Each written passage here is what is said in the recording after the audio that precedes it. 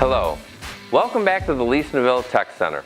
I'm Jonathan Smith, and today I'm going to go over how to cross an alternator without a part number.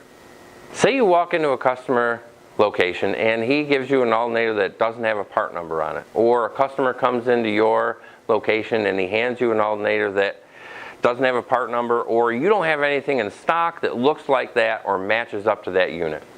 What do? The first thing you want to determine is what is the mounting configuration. You either have pad mount alternators, which we covered in a previous video where you have different lengths of pad mount. Both lengths work on trucks. And then we have our J180 mount. Now there is two differences in J180. There's a short hinge, which our AVI 555 is, or there's a long hinge, which our 110 555, our old 2800, 2500 units, our Idle Pro alternators, and even our Idle Pro Extreme J180 mount, they're all long hinge. The only time where that really comes into effect is on some international applications where it's a fixed J180 mounting, and depending on what comes out, has to go back in. So if a short hinge came out, a short hinge has to go back in. The next question you want to ask your customer is, what is the application this alternator is going into? Is it a dump truck that has a high dirt environment? Is it a local delivery truck that has a lift gate that goes up and down 3-4 times at each stop and does 12 to 15 stops during the day in low speed traffic? In that instance, you're going to want our Idle Pro alternator. Our 210 amp version puts out 140 amps at idle and has a 2-year warranty on truck. If they may have a over-the-road truck that does a lot of miles, where you're going to want our brushless unit, or they may have a battery HVAC system or a lot of vehicle loads where they're going to want our Idle Pro Extreme. Our 220 amp Idle Pro Extreme puts out over 200 amps at idle. And it may be an older truck where they don't want to go to the expense of a brushless unit, and they may want to go back to a brushed, where our AVI 555 is going to work great for their application.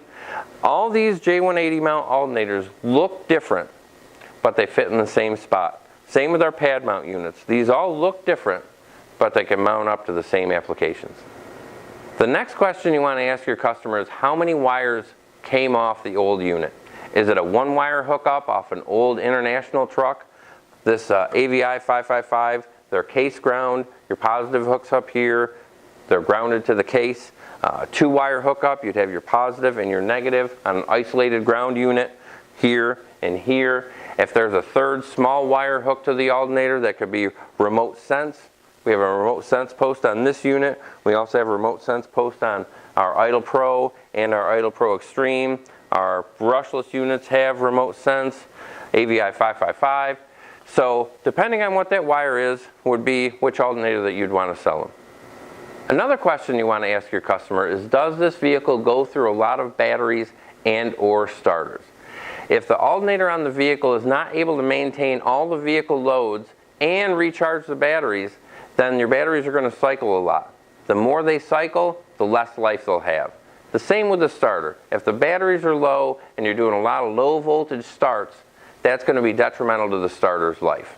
As a side note, if you've added extra loads to your vehicle, such as air conditioning, an inverter, a batteried HVAC system, and you need to go from the original 130 or 160 amp unit up to a 350 amp, you're going to want to upgrade your cabling to get the maximum benefit out of that alternator upgrade. We have a TSB that will tell you how long the cables have to be, what size they have to be in order to carry the extra current. Thanks for tuning into this educational video. Please stay tuned for more technical service videos from Press to Light Leece-Neville.